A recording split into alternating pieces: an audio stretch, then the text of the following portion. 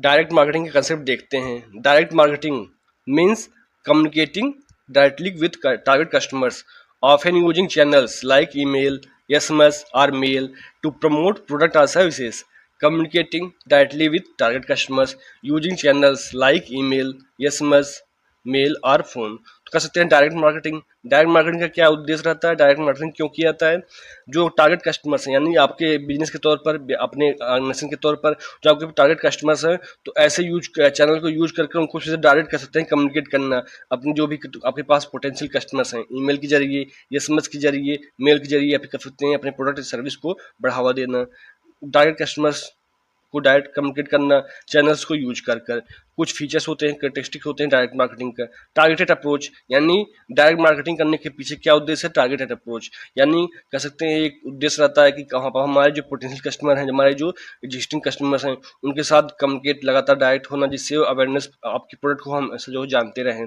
Second है personalisation, यानी personalisation है कि यानी कह सकते हैं हर इंडिविजुअल का अलग अलग टेस्ट प्रेफरेंस होता है, उसकी नीड्स एंड वांट अलग होते हैं, तो उसी के हिसाब से अपने प्रोडक्ट के बारे में उसको बताना कि उससे कौन सा फ्लेवर पसंद है, उसको सकते हैं कौन से क्वालिटी के चाहिए।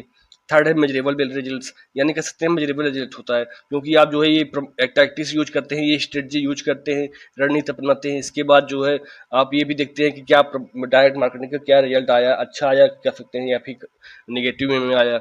उसके बाद फोर्थ डायरेक्ट रिस्पांस मैकेनिज्म, यानी कह सकते हैं जब पर्सनलाइजेशन है, यानी डायरेक्ट मार्केटिंग कर रहे हैं, एक कस्टमर से सीधे डायरेक्ट जुड़ रहे हैं इंटरनेट के माध्यम से, ईमेल के माध्यम से, एसएमएस के माध्यम से, तो उस पर रिस्पांस भी आएगा। अगर कोई तरीके से कर सकते हैं पॉजिटिव रिस्पांस आएगा तब तो अच्छी बात है, नेगेटिव आएगा तो ये भी देखना होगा क्या हम और स्ट्रेटजी अपना जिससे वो कर सकते हैं वो हमारे प्रोडक्ट को बाई करें। इसके बाद आता है कॉस्ट इफेक्टिवनेस, इसमें लागत कम आती है, कर सकते हैं लागत कम आती है क्योंकि आप ये इंटरनेट का यूज करते हैं, डायरेक्ट कस्टमर्स कर सकते हैं इन्वॉल्व होते हैं, तो उस तरीके से देखा जाए तो लागत कम आती है। और उसके बाद फ्लेक्सिबिलिटी एंड कंट्रोल है, यानी कह सकते हैं लचीलापन होता है, नियंत्रण भी होता है क्योंकि आप कह सकते हैं हर तरीके से कर सकते हैं, हर फैक्टर्स अलग अलग होते हैं, हर कस्टमर के नीड वांट अलग होते हैं, तो उनके हिसाब से आपके जो है जो आप भेजते हैं मैसेज उसको भी चेंज करना रहता है, तो हर जगह अप्लाई कर सकते हैं और कंट्रोल भी आप नेचुरल सी बातें कर सकते हैं। वीडियो को लाइक कर दीजिए और चैनल को सब्सक्राइब कर लीजिए जिससे आपको लगातार वीडियो मिलता रहे और हमें भी मोटिवेशन हो सके। If you have any suggestion, please comment on this video. Thank you for watching video. Jai Hind.